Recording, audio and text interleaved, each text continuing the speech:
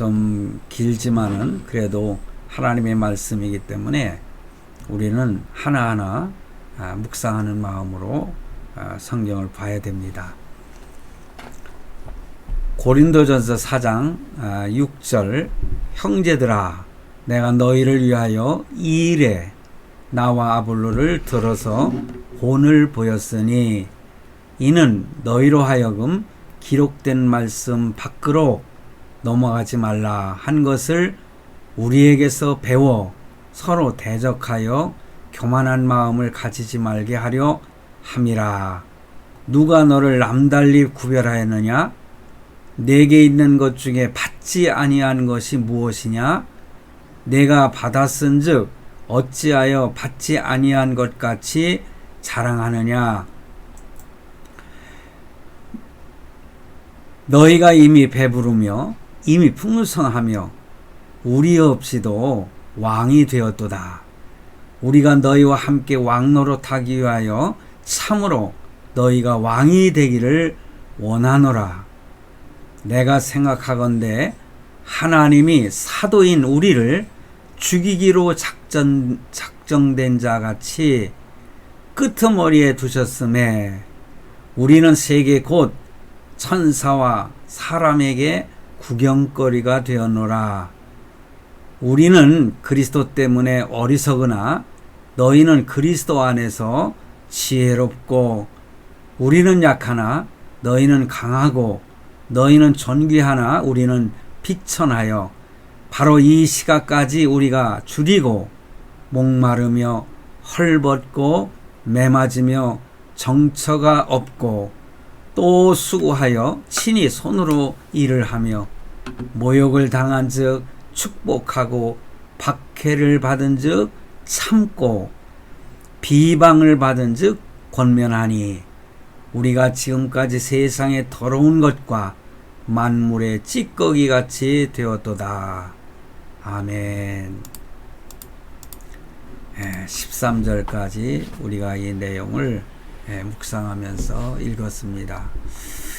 사실 이 말씀은 성경 구절 하나하나 읽으면서 간단하게 먼저 설명을 해야 되겠지만은 그러다 보면은 설교 시간이 엄청 길어지기 때문에 여러분들께서 좀 더 내용을 설교를 듣고 나서 한번 읽어보시면은 그 말씀이 이해가 되고 큰 은혜가 될 줄로 생각을 합니다. 오늘 제목이 좀 특이하지 않습니까? 성도 미말에 서 있는 자들입니다. 미말에 서 있는 자들입니다. 이렇게 제목을 잡았습니다. 여러분, 미말, 이 미말이라고 하는 것은 끄트머리를 의미하는 것이죠. 오늘 9절 말씀에 보니 내가 생각컨대 하나님이 사도인 우리를 죽이기로 작정된 자 같이 끄트머리에 두셨음에 이 성경은 우리가 개역 개정 성경이지 않습니까? 그러나 개역 한글에는 이 끄트머리에 두셨음에 이 말씀이 미말에 두셨음에 이렇게 기록된 것을 쉬운 말로 개역 개정에서는 번역을 하는 것입니다. 여러분, 그런데 이렇게 미말에 두셨다. 이것은 뭐냐? 죽이기로 작정된 자 같이 죽이기로 작정했다는 거예요.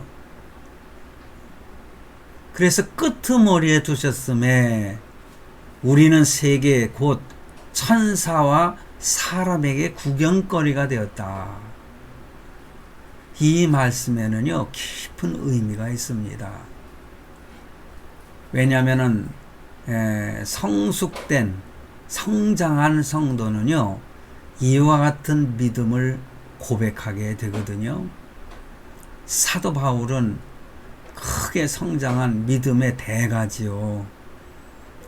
그래서 얼마든지 자랑할 만한 것이 많이 있었지만은 그는 결코 그러한 모든 것을 그리스도 안에서 다 뭘로 여긴다고 그랬습니까?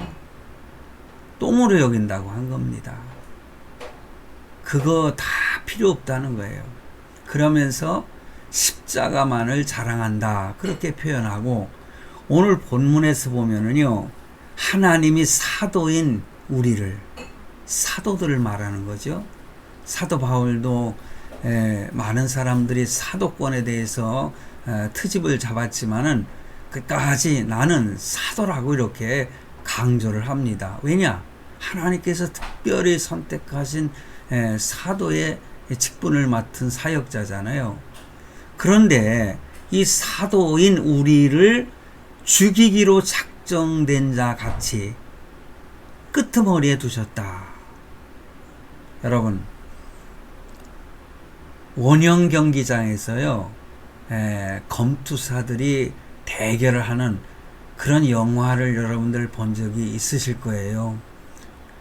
그런데 그 검투사들이 이렇게 싸우는 그 원형 경기장에 날짜가 정해지면은 많은 사람들이 원형 경기장으로 들어옵니다.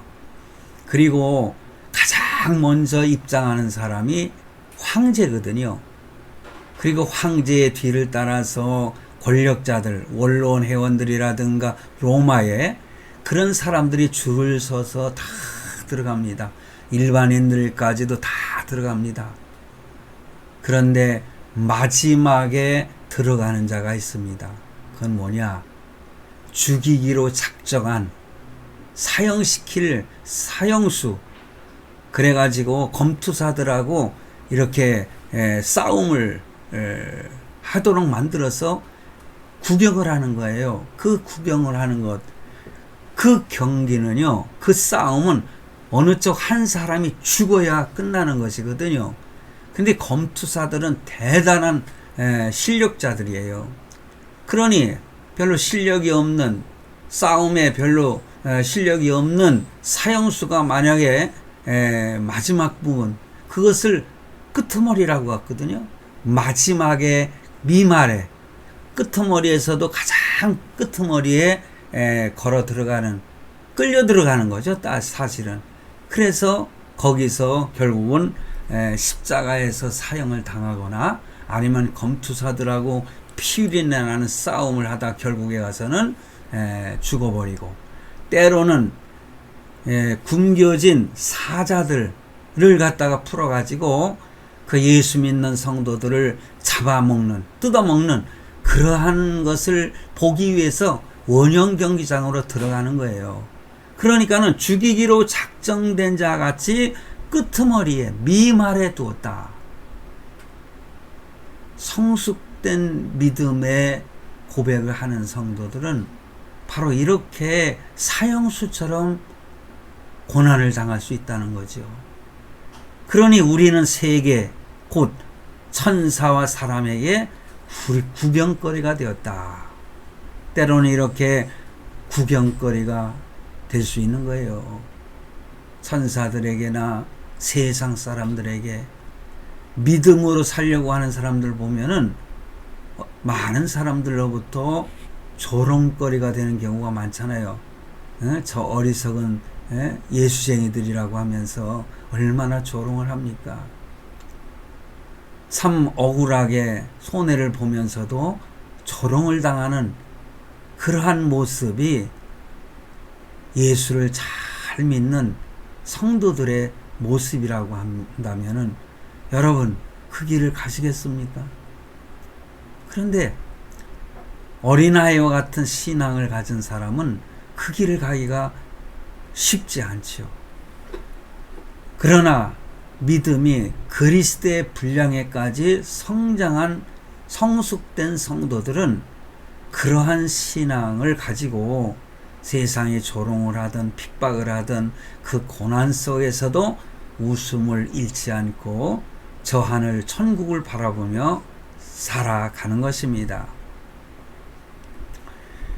요즘에 주의 일꾼의 어떤 자격이라든가 뭐 정의라든가 이런 말씀으로 제가 계속 이 고린도전서에 나타나는 말씀을 전하고 있는데, 하나님의 일꾼, 그리스도의 일꾼으로서 가장 필요한 의식이 뭐냐?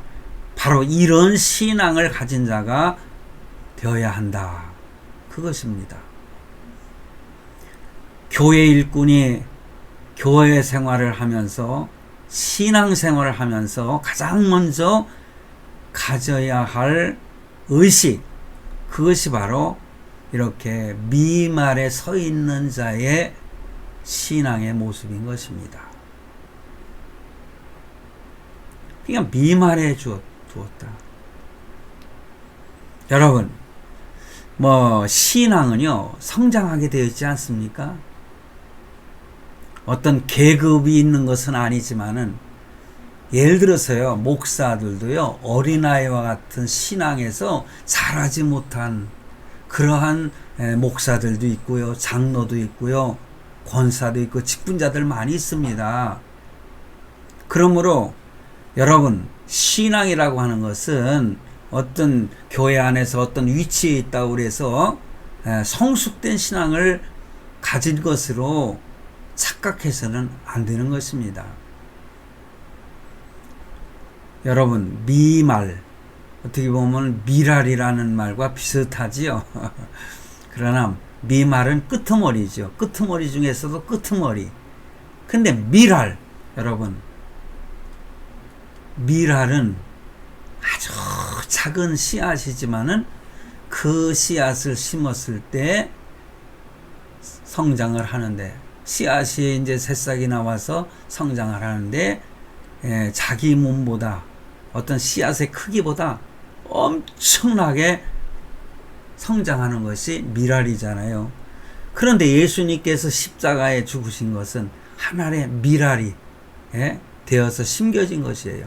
그런데 그 미랄이 썩어지지 않으면은 새싹으로 나오지 않잖아요. 그래서 복음의 씨를 심게 되면은 처음에는 어린아이 신앙을 가진 어린아이처럼 응애하고 태어나는 것입니다. 히브리서 5장 14절에 보면은 이런 말씀이 있어요.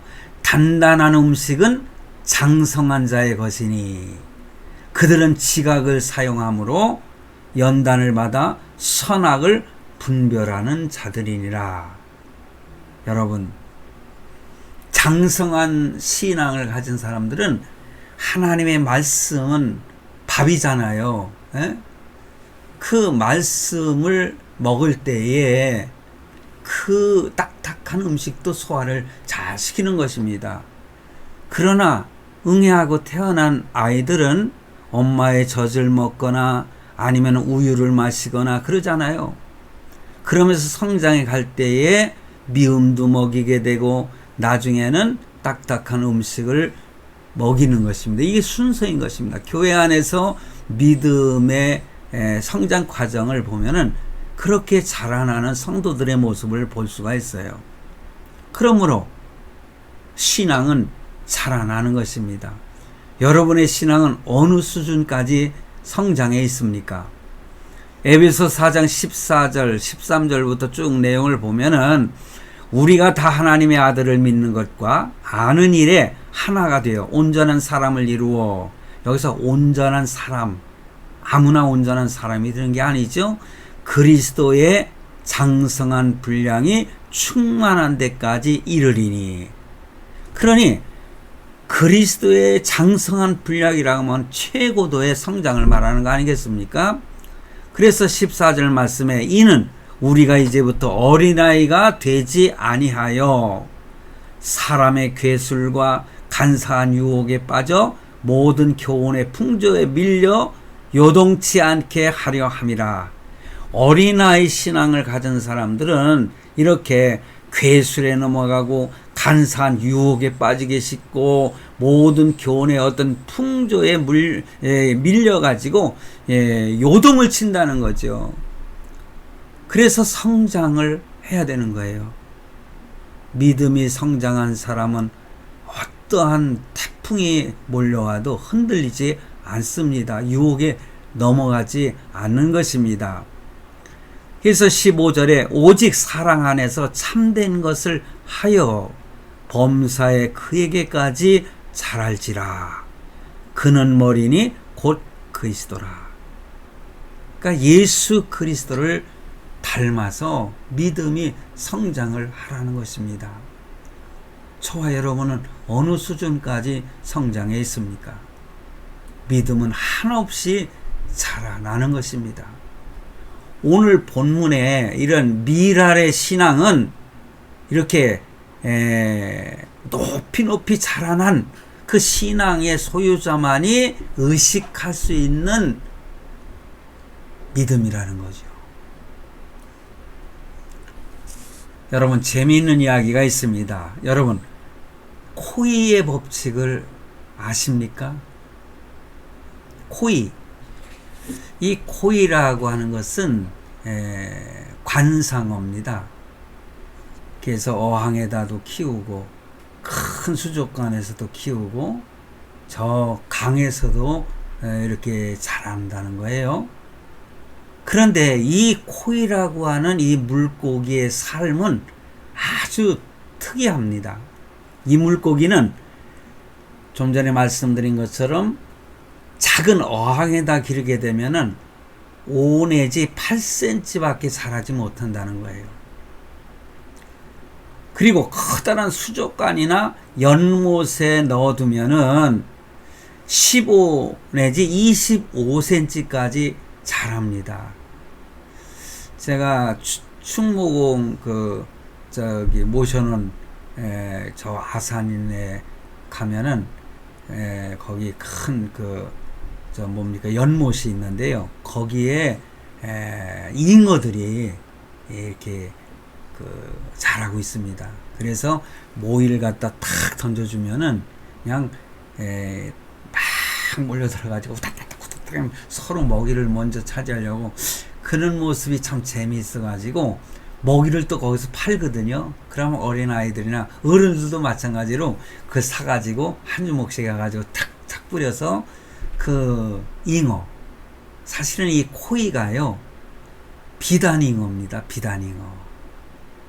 제가 예전에 도대체 어느 집에 가면은 잉어 2마리, 3마리 이렇게 거내는 듯한 그림, 그리고 사진을 이렇게 액자에다가 걸어놓는 걸 보고, 아니 비단잉어를 뭐가 좋아서 저렇게 걸어놓는가. 근데 다 이유가 있더라고요. 제가 조금 이따 말씀드리겠습니다. 그런데 강물에 이것을 방류하게 되면은 90에서 120cm 정도 자란다는 거예요. 그래서 어린아이들에게 꿈을 심어줄 때에 이 비단잉어, 코이라고 하는 비단잉어를 이렇게 가르치고 소개를 한다는 겁니다. 저는 예전에는 몰라서 우리 아이들한테 그런 꿈을 심어주지 못했지만은 죄송합니다.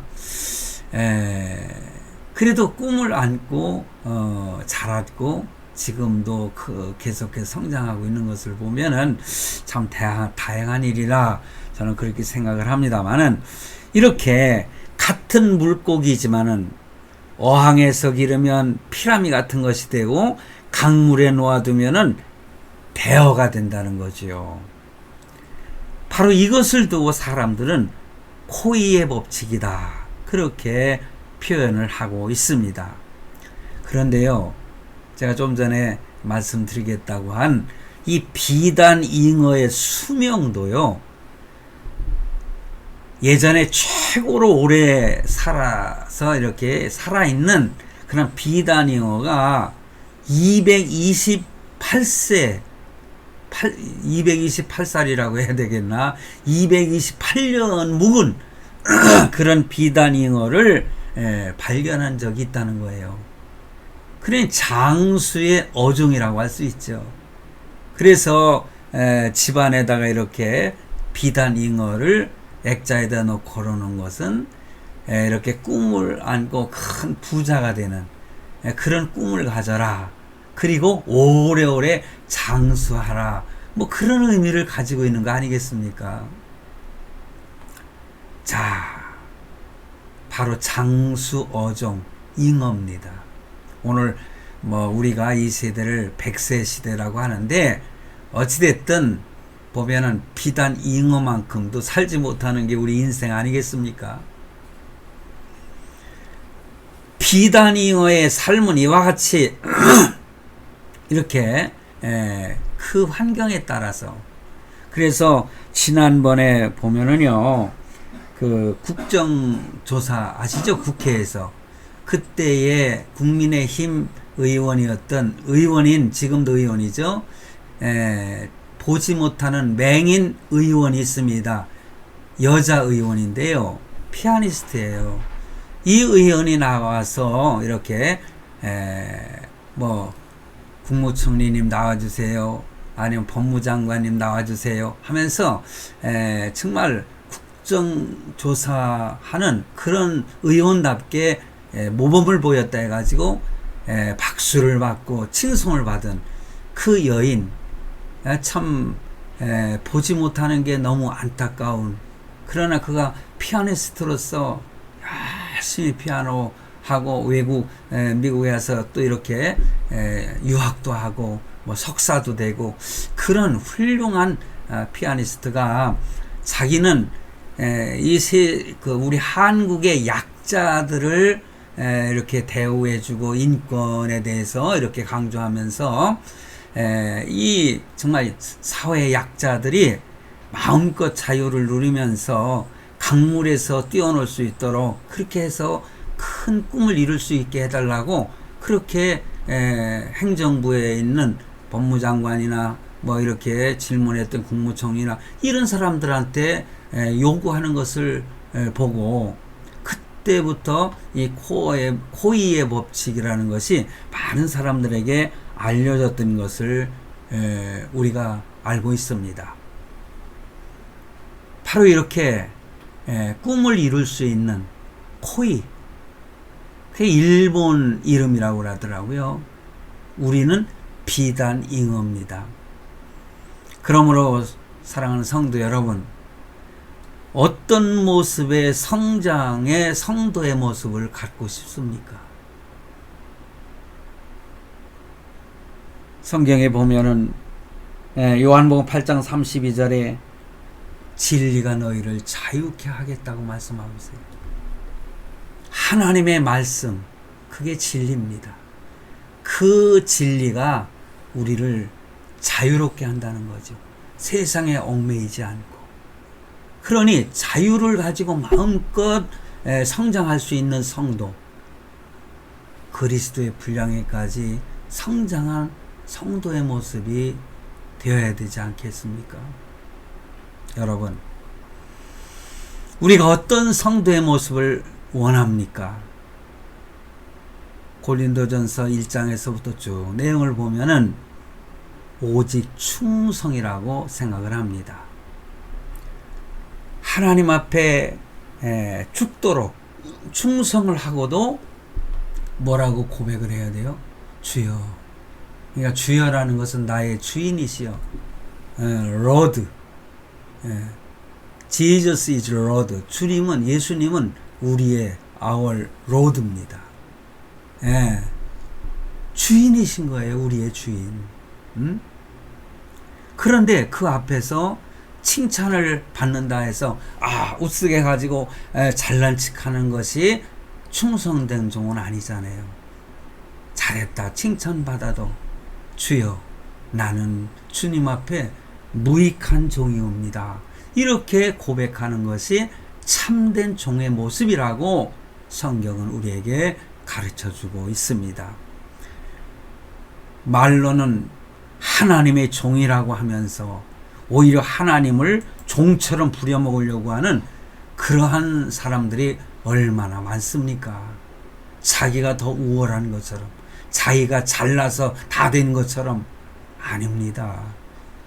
어떤 것을 행하였다 할지라도 이것은 내가 한 것이 아니요 나와 함께 하신 주님이 하도록 역사하신 것이지 않습니까? 그러므로 주여, 나는 행한 것이 아무것도 없습니다. 다 주님이 하셨습니다. 우리가 전도를 해봐도요, 내가 열심히 복음을 전하지 않습니까? 그래도 마지막 부분에 가가지고요, 예수를 믿습니까? 이렇게 고백을 할 때는요, 내 말에 응답이 아니에요. 하나님께서 그 사람에게 주는 그리스도시오라고 고백하는, 그렇게 고백할 수 있도록 성령 하나님께서 역사하셔서 그를 신앙을 고백하게 만들고 하나님의 자녀가 되게 하는 겁니다. 그러므로 전도도 내가 하는 것이 아니라 누가 하는 것이에요? 주님이 하시는 거예요. 성령 하나님께서 하시는 것입니다. 저도 참 축사도 하고 귀신을 쫓아내고, 요즘에 보면은 박혁이라고 하는 전도자라고 하더라고요. 귀신을 쫓아내고 귀신과 대화를 하고, 저도 그런 역사를 이루었던, 그러니까 제가 한 것이 아니라 항상 하나님께서 함께. 그래서 거기 뭘로 합니까? 내가 예수의 이름으로 명하노니 그 불쌍한 성도에게서 나 하고서는 소리를 지르면은 이 귀신이 쫓겨나갑니다. 이게 하나님이 그런 능력을 주셔요. 때로는 환자를 위해서 기도합니다. 그런데 기도하면서 내가 치료하는 것처럼 엉뚱한 생각을 해서는 안 되죠. 베드로도 그랬잖아. 내가 너에게 명하노니, 예수 그리스도의 이름으로 명하노니 일어나 걸어라. 미문에 있던 안전뱅이가 이렇게 베드로의 그 예수 그리스도의 이름으로 일어나서 걸으라 할 때에 기적이 일어나서 나면서부터 안전뱅이였던 자가 일어나 걸었지 않습니까? 그런데 그것이 자기가 하는 것처럼, 그런데 설교는 아니라고 하고 하나님이 주님을 사랑합니다 하는데 그 깊이를 보니까는 사실 설교 내용에 별거 없어요. 잘못하면은 사단의 어떤 도구가 돼가지고 하나님의 종인 것처럼 하면서 많은 사람들을 미혹해가는 그런 경우가 있을 수 있거든요. 그럴 때 저도 환자에게 머리에 손을 얹고 기도합니다. 주여, 나는 아무런 힘이 없사오나 주님이 부족한 종의 손길을 통해서 강하게 역사하셔서 이 사람이 어느 병에 걸려 있는데 주여 치유하여 주시옵소서 하고서는 주여 믿습니다 하면은 병이 낫는 그러한 경험을 저는 많이 했습니다. 그건 내가 하는 것이 아니죠. 이렇게 아쉬울 때는 주여 이러면서 주님을 주님이라고 부르지만은 뭐가 되어져 버리면은 자기가 오히려 주인인 것처럼 예수님을 종으로 부려먹으려고 하는 그런 사람들이 얼마나 많습니까? 조심해야 됩니다. 하나님의 능력을 주셔가지고, 여러분 그 박태선이라고 하는 사람도 얼마나 처음에는 충실한 사람이었습니까? 믿음에 쓰려고. 그런데 하나님이 그에게 능력을 주셨는데 나중에는 지가 능력을 행하는 것처럼 교주가 돼가지고 엄청난 이렇게 센세이션을 일으키면서 많은 사람들을 갖다 미혹한 거 우리가 잘 알지 않습니까? 통일교도 마찬가지입니다. 요즘에 이단자들 조심해야 됩니다. 조심해야 돼요. 그러므로 주의 일꾼은 이런 모습이 있어서는 안 되죠. 사도 바울은 그 원리를 알았어요. 그는 사도였습니다. 많은 사람들이 지난주에 그런 말씀 드렸나요?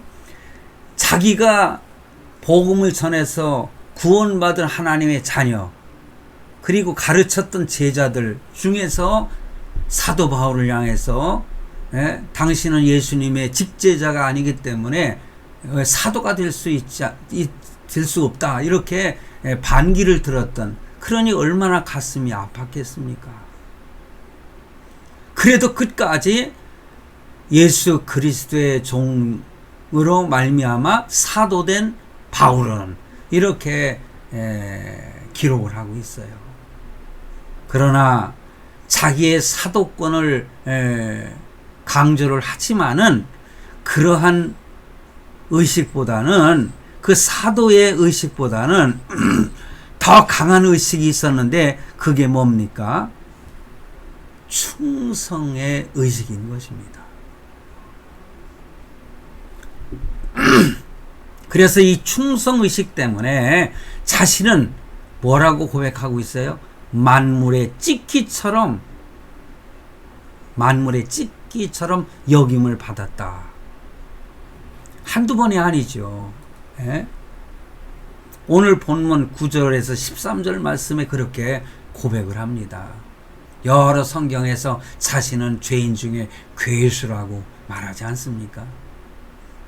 죄인 중에서도 끄트머리에 있는 괴수라는 거예요. 성도 여러분, 당시에 고린도 교회의 일부 교인들은 하나님이 주신 은사를 자랑하면서 자기네들이 대단한 것처럼 우쭐대던 사람들이 많이 있었어요. 그런데 사도 바울은 뭐라고 그랬습니까? 스스로 너희는 강하냐? 나는 약하다. 이런 식으로 고백을 합니다.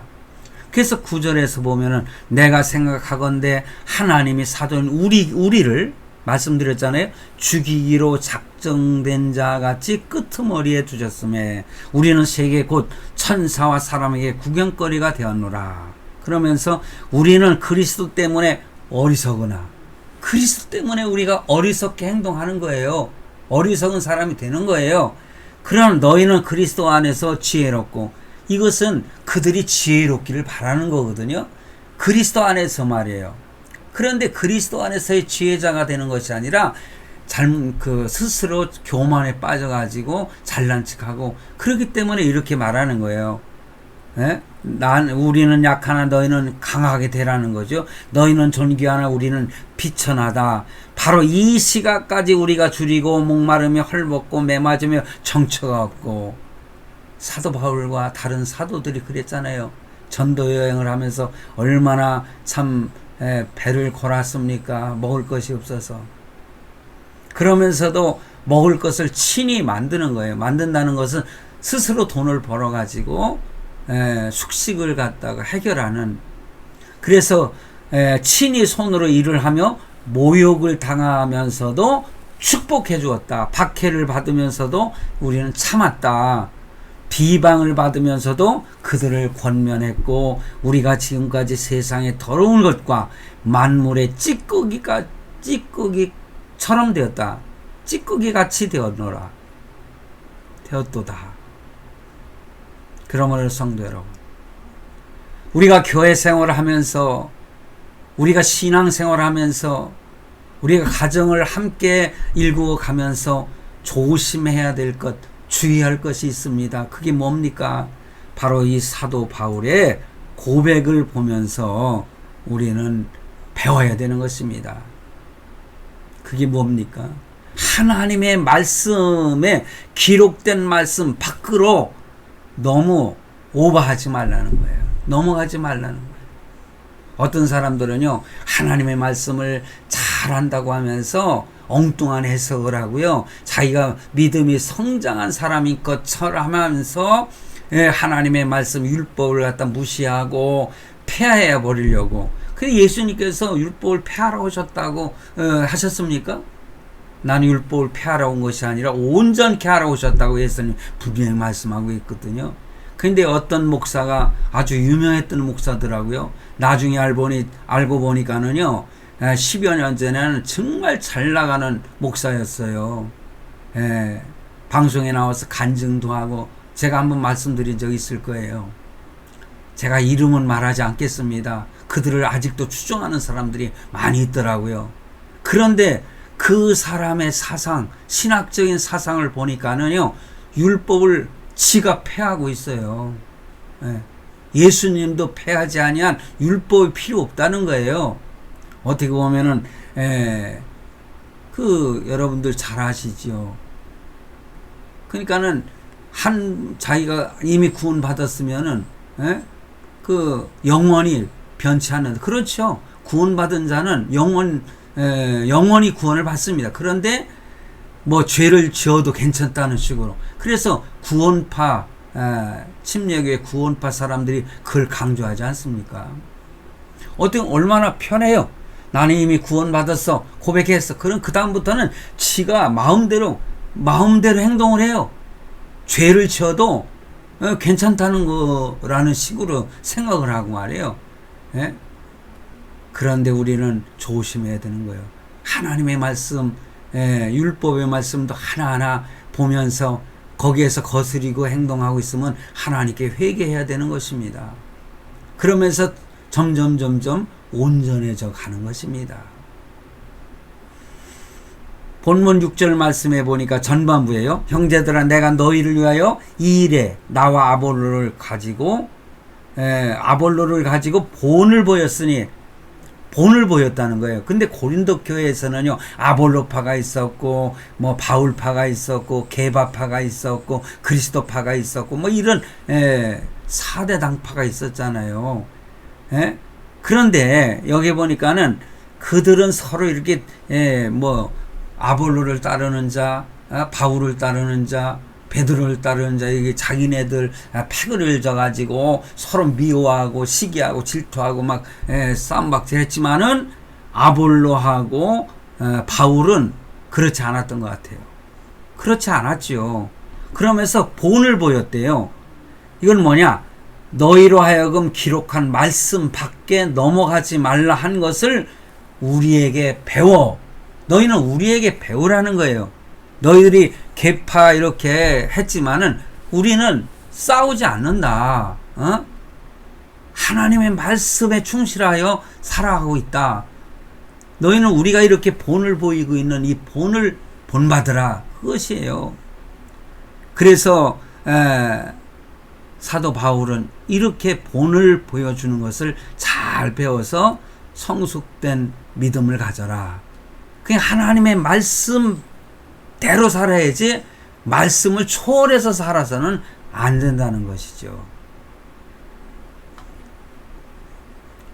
그래서 고린도 교회 성도들이 그러한 사도 바울의 삶을, 아볼로의 삶을 배우기를 원해서 오늘 본문에 말씀하고 있는 거예요.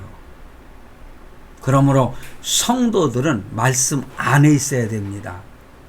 그렇다면은 말씀 안에 거하게 되면은 교회의 문제도 해결이 되고, 교회의 문제뿐만 아니라 개인적인 문제도, 가정의 문제도 말씀 안에 있는 것, 그 안에서 해결이 된다. 믿으십니까? 확신을 가지시기 바랍니다. 고린도 교인들 사이에 이렇게 파당이 생긴 것은 바로 십자가가 없기 때문에 그래요. 누구든 십자가를 지려고 하지 않아요. 어려운 일은 다른 사람에게 넘기고 회피하고 자기는 그냥 편안하게 하고 싶어하는 것. 십자가가 없는 곳에 교회 문제도 생기고 개인의 문제도 생기는 것입니다. 다 하나님께 기도하고 되어지는 것들은 수용을 하는 것입니다. 지금은 그것이 큰 손해보는 것 같고 지금은 억울하지만은 나중에 보면은 그 수십 배, 수천 배, 수만 배 하나님은 더 큰 것으로 갚아주신다고 하는 사실을 믿으시기를 바랍니다. 그러면 억울할 게 없어요. 그러므로 십자가를 지겠다고 하는 각오로 성숙되어져 가는 믿음을 소유하게 되면은 문제 해결이 되는 것이죠. 그러므로 그리스도의 일꾼들이, 성숙한 그리스도의 일꾼들이 교만한 마음을 갖지 말라고 계속해서 강조를 해요. 사도 바울이 본문에서 기록된 말씀 밖으로 나가지 마라. 그런 삶을 살아라. 그 염두에 두고 있는 것은 뭐냐? 서로 대적하여 교만한 마음을 먹지 말게 하려 하는 거예요. 파당을 지어서 아니면 하나님이 주신 은사를 가지고 자랑하면서 자기가 최고인 것처럼 이렇게 교만에 빠지는 거에 대해서 사도 바울은 그러지 않기를 위해서 하나님의 말씀 안에서 살아라. 그리스도 안에서 살아라. 그러니까 인 그리스도. 네? 그리스도 안에. 여러분, 사실 미말에 있는 자가 교만해질 수 있겠어요? 미말의 의식을 가지고 있는 성숙된 신앙을 가진 사람, 그런 성도가 교만에 빠질 수 있겠습니까? 그렇지 않죠. 겸손하죠. 왜 사도 바울이 기록된 말씀 안에 있는 삶을 통해서 고린도 교인들에게 본을 보이려고 했을까요? 그것은 서로 너희는 파당을 저어서 대적하고 있지 않냐. 교만하기 때문에 그렇다. 그래서 교만한 마음을 먹지 않게 하기 위해서 이렇게 본을 보이는 거죠. 저도 목회자로서 아니면은 그 가장으로서 참 모범을 보이고 그래야 되는데 때로는 그렇지 못할 때가 있어서 참 하나님 앞에 부끄러운 죄인이지만은, 그러나 우리가 하나님 앞에서 교만해서는 안 되죠. 그래서 잠언서에 보면은 교만한 자는 어떻게 하신다고 그랬어요? 패망한다고 그랬지 않습니까? 교만은 패망의 선봉이다. 응? 우리는 항상 그래서 겸손해야 되는 것입니다. 그러면 하나님께서 복도 주시고 사명도 주시고 하나님은 그를 귀하게 사용하시는 것입니다. 사람이 자기를 아주 이렇게 크게 보면은요, 교만에 빠질 수밖에 없어요. 자기 주장을 너무 앞세우다 보면은 남을 정죄하게 되고 남을 비판하게 되고 때로는 불만과 불평이 생기게 되는 거 아니겠습니까? 제가 지난 주일날 그랬죠. 지지난 주일날도 그랬고, 우리는 비판을 받지 말아야 되는 존재. 그러니까 비판을 받지 않을 수 있도록 바른 믿음의 삶을 살아야 되고, 그리고 너무 지나치게 다른 사람들을 비교하면서 비난하거나 비판하지 말라는 거예요. 제가 그 의미는 좀 다르게 해석을 했죠. 왜냐? 그건 뭡니까? 교육적인 측면에서는 얼마든지 잘못된 것을 지적해주고 이렇게 그건 비판이 아니거든요. 그것은 잘못된 것이니 이렇게 살아라 하는 것은 교육적인 면에서 선생으로서 목회자로서 아니면 부모로서 얼마든지 바른 길을 가르치는 것은 비판하는 게 아니지 않습니까?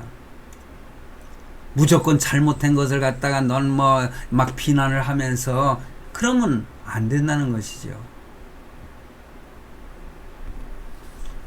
저는 어제 그 사랑하는 한 친구하고 이렇게 즐거운 시간을 가지면서 많은 대화를 했어요.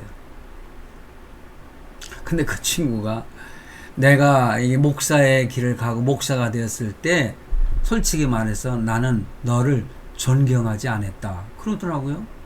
한편으로 딱 생각할 때 이 친구가 그렇게 참 가장 가까운 친구면서 내가 목사가 됐는데 존경하지 않는다?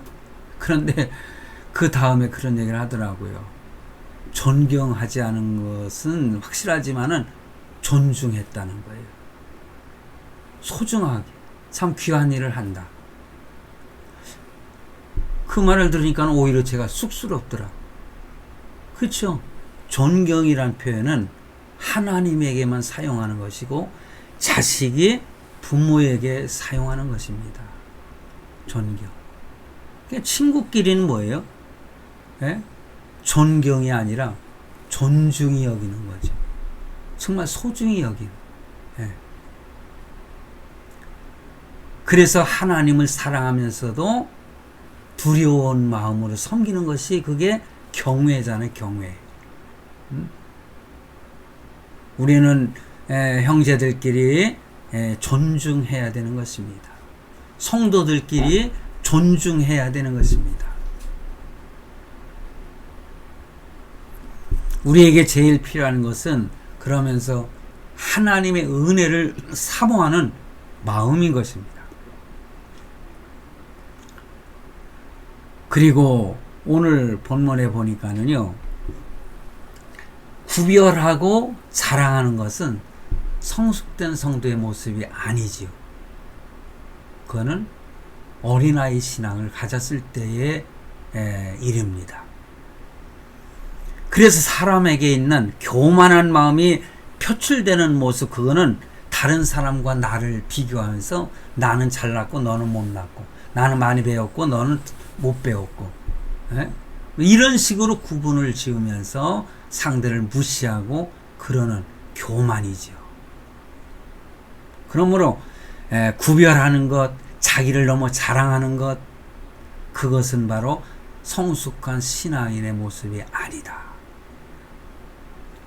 하나님께서 미말에 두셨다고 그랬는데, 미말에 서 있는 성도의 모습은 아니라는 거죠.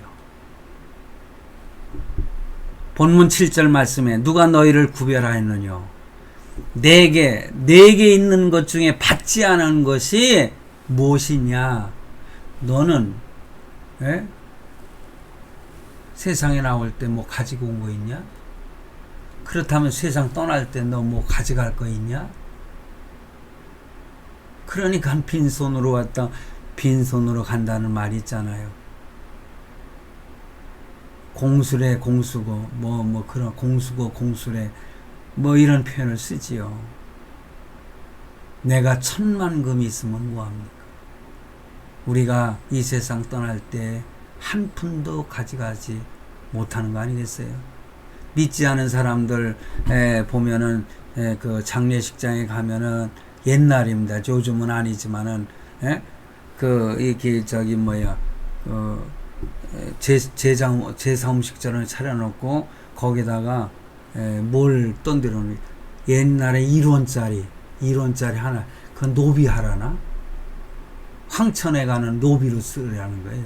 그거 뭐 황천 가는 사람이 그 1원짜리 하나 가지고 노자가 됩니까? 노잣돈이 됩니까?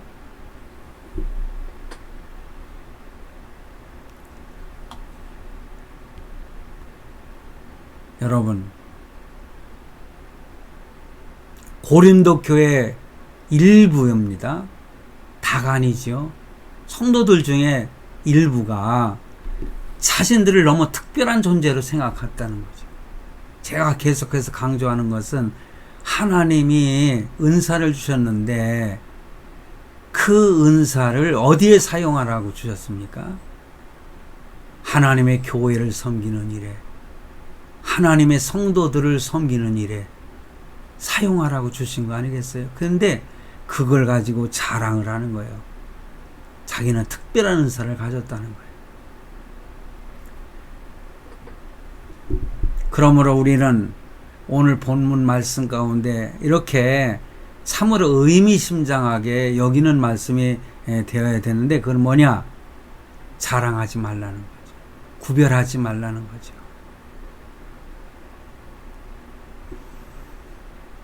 자랑을 좋아하는 사람의 큰 특징 중에 몇 가지가 있는데, 남을 잘 판단하고 하나님이 주신 그 은사를 가지고 교회와 남을 위해 섬기는 것이 아니라 남을 판단하고 정죄하는 데 사용하는, 그러니 자랑하는 자의 그 특징 중에 하나가 아니겠어요? 그러므로 어떤 은사를 가졌다는 것 때문에 그런 은사를 가지지 못한 사람들을 갖다가 참 비난하고, 또한 이렇게 내려다보고, 과거에 그러죠. 뭐 참을인자 3번만 참으면 살인도 면한다. 사람의 존재는요 뭡니까? 그래서 사람이면 사람이냐, 사람다운 일을 해야 사람이지. 제가 참 어렸을 때 유행했던 그 어린 애들이 늘 유행을 삼아 이렇게 말했던, 사람 위에 사람 없고 사람 밑에 사람 없다. 사람다운 일을 해야 사람이지. 요즘에는 금수만 또 못한 사람들이 있더라고요. 금수가 뭡니까? 짐승들 말하는 거 아니겠어요?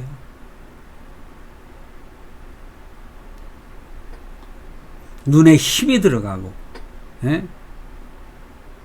목에 힘이 들어. 목이 곧은 자들. 이스라엘 백성들이 항상 하나님 앞에, 예? 책망받은 것이 뭡니까? 목이 곧은 백성들아. 예? 어깨가 높아지고 굳어 있는 거예요. 우리는 교만한 마음을 버려야 될 줄로 믿습니다. 자랑하는 신앙을 버려야 되겠습니다. 오늘날 사람들이 겉멋만 들어있는 신앙인들. 예? 여러분, 믿는 것도 겉으로 그럴듯한 모습을 보이면서 믿으려 하는 모습, 우리는 버려야 되는 것입니다. 사람들은 축복에 대한 기대를 가지고 있지만은 사도 바울은 오늘 본문 말씀에서 너무 이렇게 포장하지 말라는 거예요. 자기 자신을 너무 포장하지 말라는 거예요.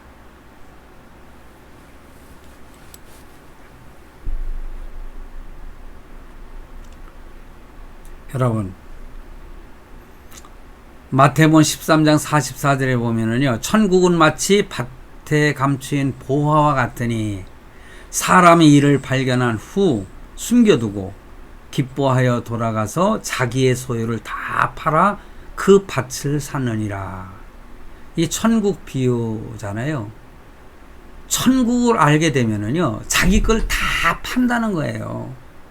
그래서 천국을 위해서 사용한다는 거죠. 근데 우리가 값으로 따져서 살 수 있는 게 천국입니까? 하나님께서 믿음을 선물로 주셔서 천국을 소유하게 하는 거 아니겠어요? 그러므로 천국은 포장하는 것이 아니죠. 성경에 보면은 천국의 모습이 요한계시록에 보면은 잘 나타나 있죠. 그는 세상적인 표현인 것입니다. 우리는 천국을 상상해 볼 때 의리의리한, 요즘도 정말 의리의리한 집 안에 인테리어나 보면은 정말 좋은 고가의 어떤 장비가 아니라 그런 재료들을 써가지고 정말 삐까삐까하게 만들어 놓은 그런 집안에서 살기를 원하지 않습니까? 근데 그것이 전부가 아니라는 거죠. 천국은 그런 모습이 아니라 그 이상의 그 어떤 것으로 표현할 수 없는 천국이 우리에게 준비되어 있는 것입니다. 성도 여러분, 결론적으로 말씀을 드리고자 합니다. 정말 사도 바울이 자기 스스로를 만물의 찢기가 된 것처럼 고린도전서 4장 오늘 9절로 13절 말씀드렸잖아요. 진짜 신자는 그런 의식을 갖는 거예요. 그러니 세상을 대하여 겸손할 수밖에 없는 것입니다. 그러므로 십자가를 짊어지고 주님을 따르는 자가 참 제자라. 예수님이 말씀하신 거예요. 십자가를 져야 돼요. 내 십자가도 지고 다른 사람의 십자가도 나누어질 수 있는